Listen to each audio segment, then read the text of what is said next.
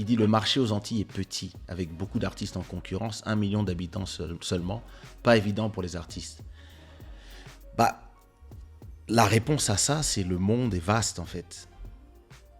Il faut savoir justement dans un monde où on est, dans un monde où on a accès à presque 3 milliards de personnes connectées sur le net, pourquoi chercher dans le marché local en fait?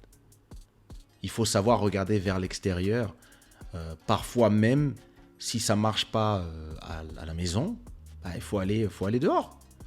Mon tout dernier marché sur lequel ça a marché, enfin pas mon tout dernier, mais qui est arrivé longtemps après, ça a été le Congo. Pourtant, je suis né à Kinshasa. Mais le premier, ça a été la Guyane, suivi de la Martinique, Guadeloupe, Paris. Puis après, ça a explosé un peu partout, aux quatre coins du monde. Je ne me suis pas dit mon marché est petit, je me suis dit le marché est infini. Il y a 8 milliards de personnes sur Terre. Pourquoi est-ce que les gens se disent on n'est qu'un million? Ça n'a aucun sens. Et ça répond aussi à quelque chose de... Je pense que la remarque vient forcément de cette sensation qu'a le public antillais d'un abandon de ces artistes. Ouais.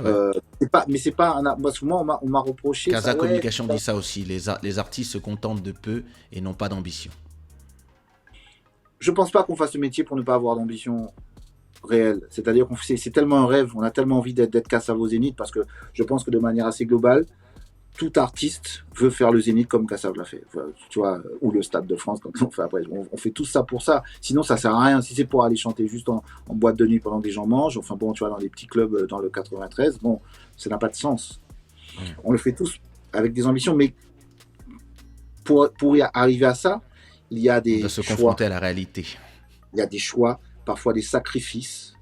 Tu sais, après, chacun, moi, je vais pas m'auto-flageller, mais je suis conscient d'une chose, c'est qu'aujourd'hui, ma musique m'a coûté, entre guillemets, parce que je le vis pas de manière dramatique, mais m'a coûté une vie de couple avec femme, enfant, tu vois, tu vois, parce qu'il fallait que je sois vraiment au charbon à ma façon en tant que je comprends tout à fait. Que soldat. Ça me l'a coûté aussi, t'inquiète pas. Je crois que ça me l'a coûté aussi. Voilà, donc tu vois, et il y en a d'autres. Donc c'est pas qu'il n'y a pas d'ambition, c'est que on s'est laissé enfermer, nous Antillais, dans un concept de consommation qu'on ne pensait pas qui nous serait retombé sur la gueule peu après. Cette fameuse époque, années 90 jusqu'à début 2010-15 même, tu vois, cette période où on a arrêté le live, la scène, les orchestres pour ne faire que du playback, pour aller faire le pantin pendant 20 minutes sur scène et repartir avec 1 000 €, c'est beaucoup plus rentable pour un producteur que de payer des répétitions, payer 10 musiciens, une sono, un ingé son, et que l'artiste lui-même se retrouve avec 300-400 € par concert, et puis il faut payer tous les musiciens derrière. Donc à un moment donné, forcément, l'artiste se dit, tout seul, je gagne beaucoup plus. C'est économique, moi et ma clé USB. Ouais, et ça nous prend beaucoup moins de temps, on a le temps je me rappelle, avant on avait des CD quand même, on venait avec des CD ouais, gravés. Des CD gravés, voilà. Sauf au Portugal, l'époque au Portugal où les CD gravés étaient interdits, donc on pouvait même pas chanter sur des bandes son, il fallait venir avec les CD. Fallait venir avec le CD original. C'est original, sinon c'est mort. Et en fait, voilà, c'est-à-dire que quand on s'est enfermé dans ça, on ne pensait pas que ça allait nous faire mal aussi fort quelques années après. Alors qu'on avait le modèle en face des Haïtiens qui, eux, rejetaient en bloc le playback, même pas en rêve. C'est tu veux que je vienne, c'est orchestre. Et tu payes les 10 billets, plus manager, plus machin, tu payes. Et on vient jouer en live. Et on a perdu ça. Ça a fait qu'on s'est pris les pieds dans le tapis. Et que ça a cassé le truc. Mais on avait une ambition de ouf. D'ailleurs, même si on n'a pas eu tous la chance de faire ce qu'on a fait, mais quand même, c'est que effectivement cette personne qui a écrit ça sur l'ambition n'a pas effectivement eu accès à ce qui s'est passé à l'époque pour nous à l'étranger. C'est vrai que les gens supposent que on ne chante qu'à l'Acropole à Paris en fait. Alors qu'on a fait le tour du monde. Fait le tour du monde, vous imaginez même pas. Ouais, pas beaucoup, mais c'était incroyable. Je veux dire. j'ai des souvenirs fous de Bayadashgat, 60 000 personnes en clôture du festival après Steel Pulse, quoi, tu vois. Ah ouais. Ouais, bon, j'ai fait tous les festivals en mon nom, Ali Ah ouais. Angel, du Cap Vert. J'ai fait concert à New York, Manhattan, Ali Angel, Pareil. à Brooklyn. Concert, j'en ai jamais fait aux Antilles. Et les gens me disent, ouais, tu nous as laissé tomber. J'ai dit non, moi, faites les propositions, je débarque. Quand vous voulez, moi, Je je crois viens. qu'il y a en fait, je comprends le point de vue du fan. Le Ouais, moi problème du aussi. fan, très souvent, c'est il ne comprend pas l'économie. C'est L'économie des ça. choses. Les choses coûtent cher, les choses ont un prix. Et un concert live, ce n'est pas que un artiste n'a pas envie d'en faire. C'est juste que ce qu'on te propose, c'est ce que tu vas aller faire d'une certaine façon. Et si tu décides... Certains, moi je me rappelle d'artistes qui ont décidé. Je me rappelle une fois, j'étais avec toi et Warren dans un train. Et vous m'aviez dit, terminez le live, terminez les playbacks. Nous maintenant, on chante que en live. On va faire ceci, on va faire cela. On va faire comme ci, on va faire comme ça. À partir de maintenant, même quand ce sera juste avec des, euh, Les bandes son. des bandes son, ce sera micro ouvert, et pas, sans les voix derrière, etc., etc. Et puis moi je disais, ouais, bonne chance les gars. Et puis ce jour-là, on chantait, je crois, à Bordeaux ou quelque part, et on est arrivé dans une salle pourrie où le son est ricochet partout, et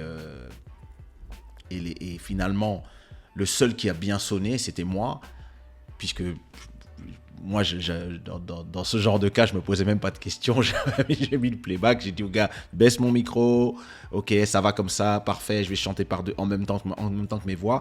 Et les gens ne comprennent pas que parfois, tu vas vouloir avoir des ambitions créatrices et artistiques, et on va te donner 1% des moyens dont tu as besoin, justement. C'est-à-dire, tu vas arriver dans des endroits où il n'y a pas d'ingénieur de son, il n'y a pas d'ingénieur de façade. On va te dire, bon, vous T'as êtes un micro trois, Barbie. tu as un micro Barbie, tu as un micro Fisher-Price. Et c'est là que tu... Et moi, par exemple, les gens me disent... un jour, il y avait je suis tombé sur une nana qui me disait, ouais, mais attends, mais en playback, pourquoi? Je disais, mais il n'y a pas d'ingénieur de façade, il n'y a pas d'ingénieur de ceci, il n'y a pas de ça. C'est un DJ. Si je lui dis, s'il entend du Larsen, il baisse mon son trop. Si je lui dis monte le son, il monte mon son trop fort. C'est des gens qui ne savent pas parfois, qui ne sont pas des ingénieurs du son, qui sont là pour passer de la musique. Et il faut à ce moment-là, par rapport aux finances qu'on te donne pour créer ton show, et par rapport à ce que toi tu veux faire, tu dois trouver le juste milieu. Moi, par exemple, quand on me dit, ouais, mais pourquoi t'as pas fait plus de concerts en live? J'ai dit, parce qu'on m'a jamais donné ce que j'avais besoin. Moi, en live, je savais comment je voulais sonner. Je voulais sonner comme Jodeci. Je voulais deux claviers, je voulais deux ou trois claviers. Je voulais une basse en Moog. Je voulais une MPC. Je voulais ceci, cela. À chaque fois, on m'amenait des groupes de zouk, entre guillemets, traditionnels, qui transformaient ma musique en quelque chose qui était très joli, mais qui ressemblait pas à ma musique. Et le but pour moi n'était pas de faire la même chose que le CD, mais de faire quelque chose qui sonnait à ce que moi j'entendais. C'est quand je m'imaginais en live, voilà, je voyais R. Kelly en live, je voyais Jodeci en live, je voyais Boyz II Men en live, je me disais c'est ça que je veux faire. Mais on m'a jamais donné ces moyens-là, et de toute façon, pour le faire, ça aurait coûté trop cher pour des gens qui économiquement voyaient petit. Et quand tu es dans une économie où les gens voient petit, et que d'un seul coup tu as toute une industrie qui voit petit, tu commences à te retrouver dans la frustration. Parce que tout ce que toi tu veux faire, les gens le réduisent à quelque chose qui va coûter un maximum de 3000 euros, billets compris, hôtel compris, machin. Ah, le bon conseillisme aussi, ça fait beaucoup de Le mal. bon conseillisme, c'est ça, exactement. Et je me suis retrouvé combien de fois à hurler sur Harold pour une pochette de CD ou le fuchsia qu'on avait sélectionné pour la pochette de Soumia du premier album, il sort rose, alors qu'on a bien fait attention au Pantone, qu'on a bien fait le PDF comme il fallait, et puis t'as les 500 premiers CD qui sortent, elle hurle, elle pleure, et moi je hurle, et tout le monde nous regarde, du genre, bah quoi, bah si, c'est rose. Je dis, non. Et je dis, on va renvoyer les 500 CD, ça va pas sortir le 20 décembre comme prévu, ça sortira le 23.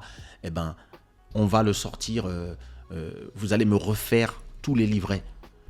Parce que je veux que ça sorte exactement. On a travaillé, on vous a tout fait pour. Et je me rappelle Soumia en train de pleurer, qui me dit mais on leur a tout donné, ça suffit même pas. Et je disais, et Harold il faisait ouais, mais c'est pas grave. Je disais non, c'est grave justement.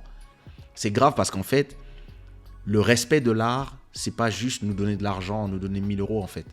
Le respect de l'art, c'est de A jusqu'à Z. Mais quand tu marches dans certains milieux, tu te retrouves avec des gens qui disent qu'ils respectent ton art, mais qui te demandent de signer des autographes sur des CD gravés. Et le fan, moi je le dis très souvent, le fan a aussi son rôle à jouer là-dedans et a aussi sa responsabilité dans tout ça. Quand tes fans disent qu'ils t'adorent, mais qu'ils n'ont pas tes CD à la maison et qu'ils ont tous des copies, qu'ils ont téléchargé des MP3 et qu'ils ont des CD gravés, il est où votre respect en fait? Puisque c'est aussi ça qui fait que quelquefois je parle, mais un peu avec dérision avec certains fans. Ouais, machin, Ali, mais tu ne fais plus. J'ai dit, mais sincèrement, produis-moi et je vais faire. Produis-moi, je vais faire. Et tu vas comprendre comment ça se fait que j'ai autant de fans qui me suivent, de followers. Mais quand je vois mon chiffre de vente, je rentre à peine dans mes frais. Donc, je vais pas m'amuser à faire ça toute ma vie. Tu vois.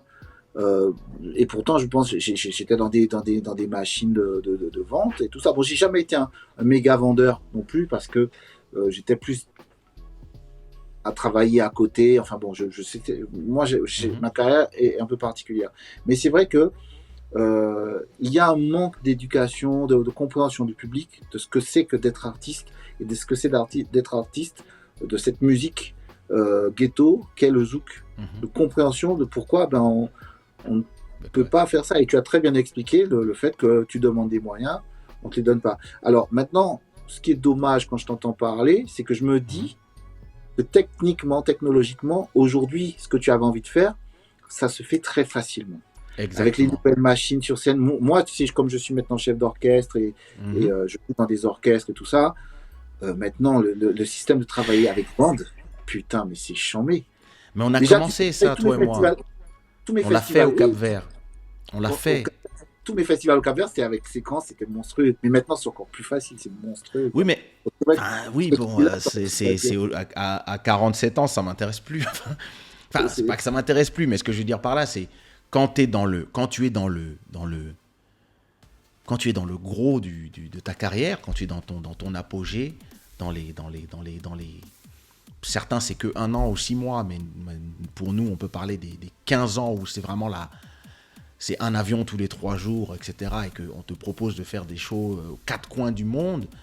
La plupart des gens qui te proposent des shows sont dans un... Et attention, c'est pas une critique envers eux, mais ils sont dans une approche mercantile. Ils veulent te faire venir quelque part pour que ce soit blindé, pour gagner de l'argent, et leur but c'est de dépenser le moins possible. Donc s'ils doivent dépenser, si c'est pour aller par exemple chanter jusqu'à Boston ou New York, et que ils doivent, et aussi ça dépend aussi du type de show où tu vas évidemment. Donc, si c'est une discothèque, ils vont préférer mettre 2000 € dans ton billet business class que dans un band. C'est comme ça. Et que dans les répétitions, etc. Donc, tu te retrouves toujours avec la réalité économique de ton marché et de ce que tu es capable de générer pour quelqu'un. Et cette personne va te dire, non, je ne vais pas te payer, je ne vais pas te dépenser X, alors que tu peux venir tout seul avec ton manager ou tout seul avec ton DJ.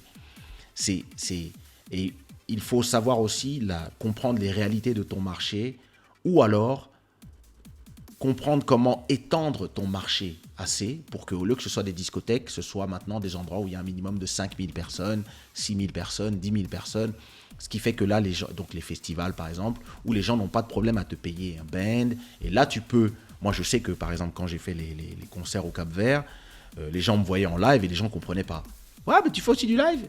Bah oui, quel est votre problème ? Bah non, on croyait que je faisais... Non, les gars, Autotune, ça marche en live et...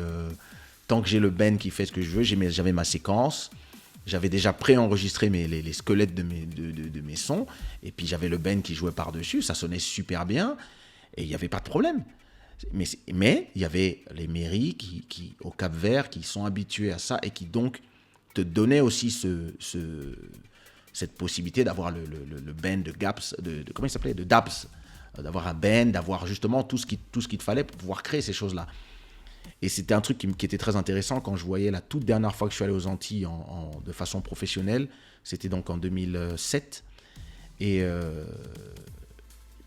on est 14 artistes à chanter chacun un titre à la queue leu-leu 17 fois pendant 17 jours de suite. Et on fait chacun un titre. Et tout le monde est payé... je sais pas comment étaient payés les autres, mais à la fin, tu reçois 3 000 € pour ton séjour. Et là, je fais... bah non. Non, mais c'est la promo, c'est le machin, nanana. Et puis j'ai dit à Harold, moi, ça m'intéresse pas, en fait. C'était pas 2007, hein, ça. Je crois que si, hein. 2006, 2007. 2007, c'est la tournée Preview. Keisha, Thierry Cam, Jean-Michel Rotin, Ali Angel en live. Martinique, Guadeloupe, Guyane, c'était 2007. Alors, c'est après. Alors, c'est 2008. C'est 2008. Elle était bien, cette tournée. Cette tournée c'était magnifique. C'était magnifique. Avec Laurent Tulle. C'était fantastique. Laurent Tulle qui est dans J-Com. Tu sais que Laurent Tulle, c'est le pianiste de J-Com. Mais non, bah, tu l'embrasseras pour moi, il faut que je le revoie, ça fait trop longtemps. Et je me rappelle qu'après ça, à la fin de notre... peut-être ça fait 2 semaines qu'on est là, donc bon, écoute, moi j'étais juste venu en touriste d'une certaine façon, mais bon, je regarde l'économie du truc, et puis derrière, les mêmes personnes qui pleurent pour te donner 300 € donnent 10 000 $ à Karimi. Exact. Et il joue au stade de Dillon, c'est rempli, et puis je fais... Et je me rappelle aussi un petit détail. On arrive dans une discothèque. Moi, j'étais juste venu accompagner, j'étais pas venu pour performer, mais j'accompagne, bon voilà, on est là.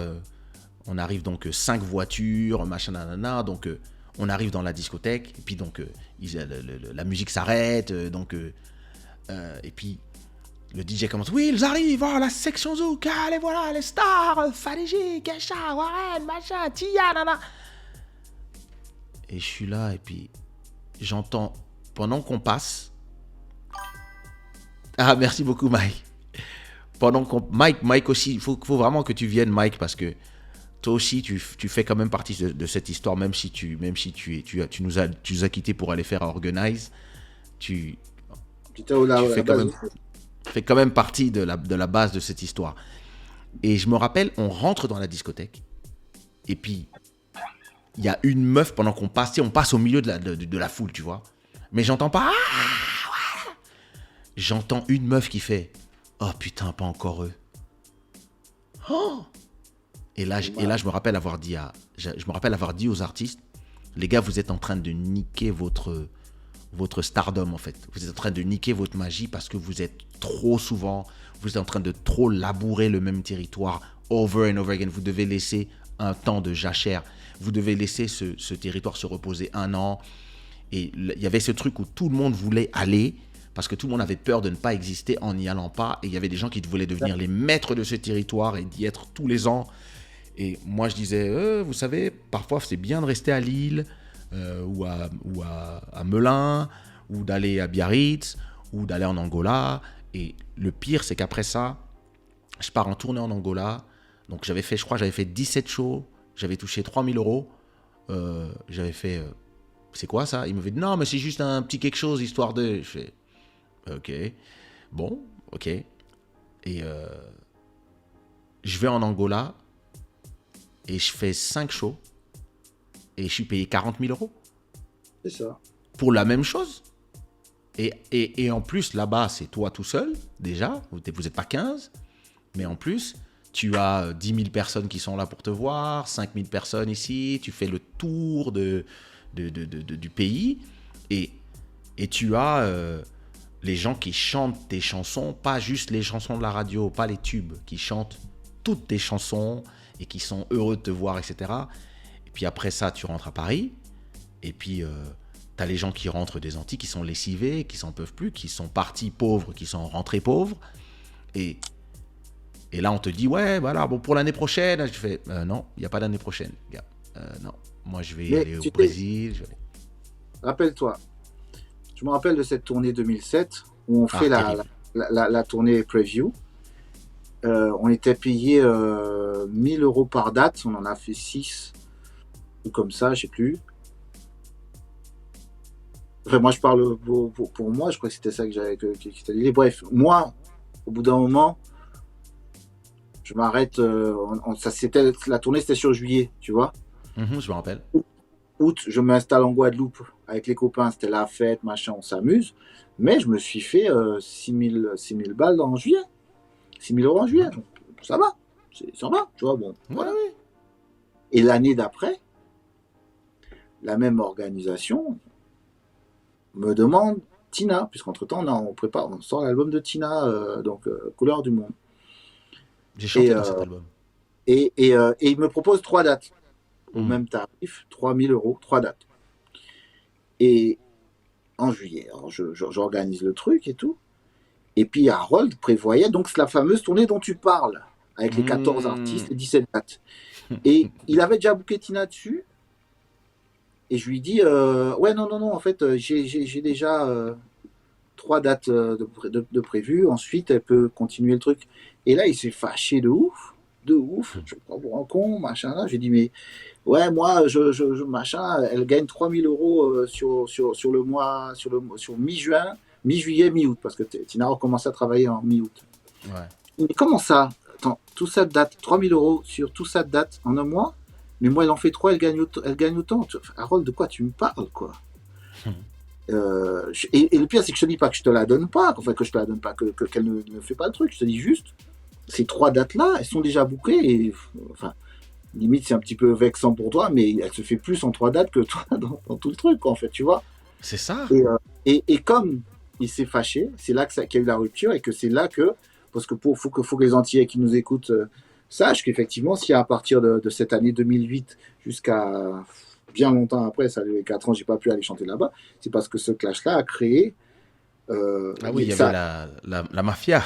la mafia, la fameuse mafia qui bloquait, ils m'ont bloqué moi, Tina, mais pas que nous, ils ont bloqué beaucoup d'artistes. C'est-à-dire que on rentre dans un truc de fou pour des petits sous, en fait. Parce qu'en réalité, En fait, c'est le jeu de chaises musicales. Étant donné que les gens ont l'impression qu'il n'y a pas d'argent, les gens essaient de récupérer tout l'argent et d'empêcher justement la concurrence d'exister. Et donc, quand tu dis, bah, mon son passe en radio, on commence à te dire que non, il n'y a pas de place.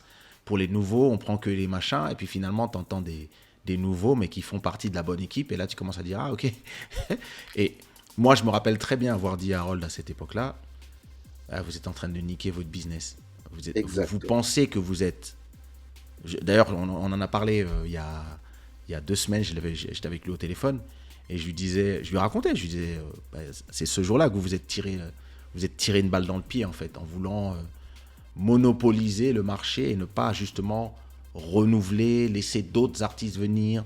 Parce que si tu es en tournée toute l'année, tu n'es pas en studio.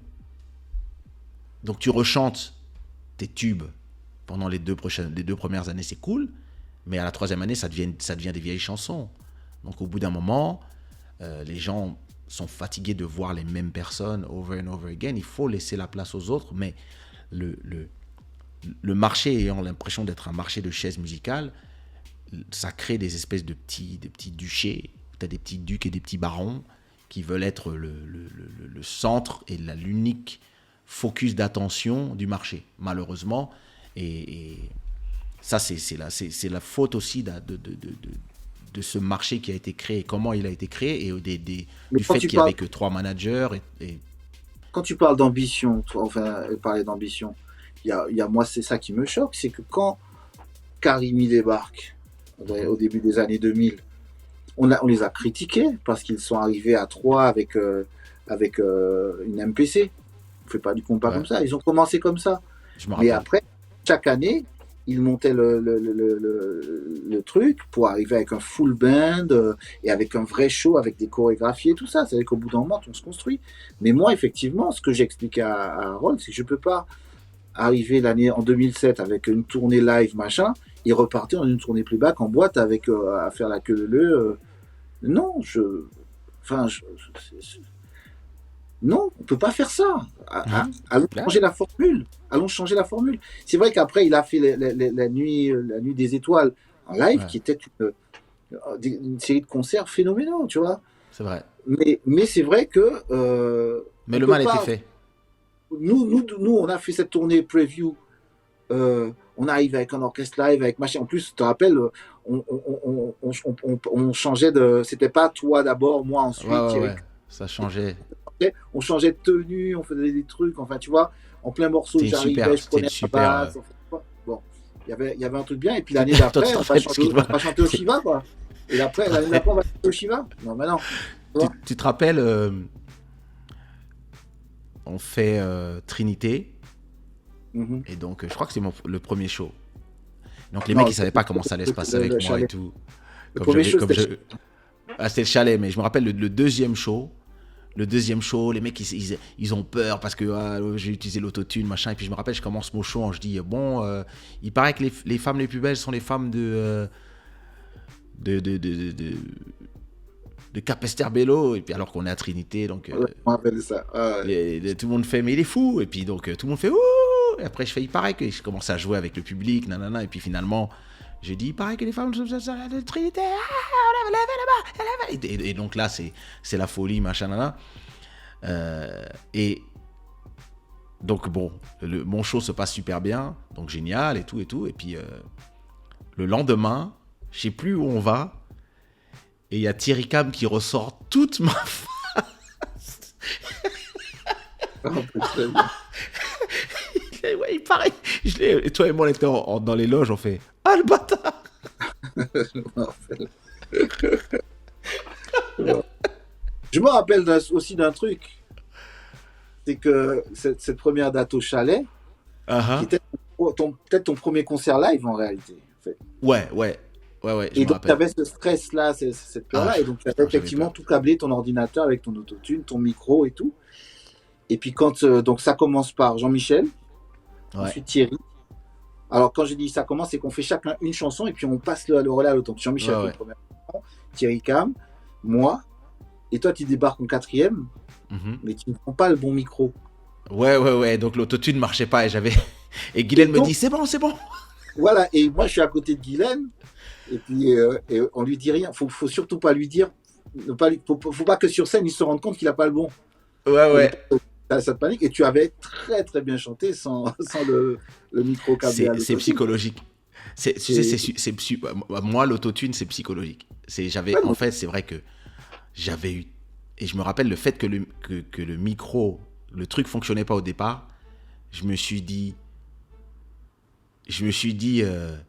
Ah merde, ça va pas le faire. Oh, et j'ai commencé à stresser. Et je vois, toi, tu parlais avec Guylaine et je me disais, ils vont arranger ça. Et puis après, Guylaine, elle fait. Et je donc, me je rappelle. commence à chanter. Je fais toute ma chanson. Et c'est seulement après le concert que vous me dites, au fait, il n'y avait pas d'autotune. Ah, j'ai failli m'évanouir. J'ai failli m'évanouir. Et ça s'était très, très bien passé. Mais si tu Ouais, t'as veux, vu. pour revenir au truc, ouais. En fait, voilà, le côté ambitieux dont parle la jeune fille, je le comprends entièrement, mais c'est comme tu as expliqué, il y a des, il y a des conditions qui permettent que. Mais c'est vrai qu'en réalité, il y a eu beaucoup d'artistes super ambitieux qui ont fait, qui ont amené des choses, qui ont vraiment été des créateurs. Il faut simplement, je pense, à partir de maintenant, rebondir, parce que sinon, si nous, on se prend pas en main, nous, artistes antillais, pour essayer de renouveler ça, on va Mhm. devenir vraiment le boléro des années 80. C'est-à-dire que dans les années 80, pour clôturer les soirées, c'est quand le jour se lève, là, on entend les On oiseaux, mettait du on met du boléro. boléro pour dire aux gens rentrez chez vous.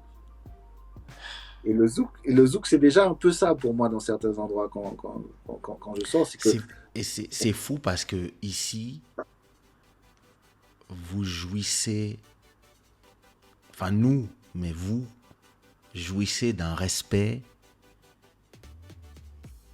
Enfin, moi, je vais en soirée Kizomba. Il passe du zouk, il passe du compas, il passe des choses des années 90. Et ouais, je tout le sais. monde danse la kizomba dessus. Je suis allé en Ukraine. En Ukraine et je leur dis, vous n'avez pas de la kizomba un peu plus traditionnelle? Et ils m'ont mis du zouk. Ils disent, ouais, voilà la kizomba traditionnelle. Bon, je me suis pas pris je me suis pas pris la tête à leur dire non, ça c'est du zouk. Ouais, ouais. Mais ils étaient là et ils dansaient de la kizomba justement. Ils dansaient l'urban kiz en Ukraine.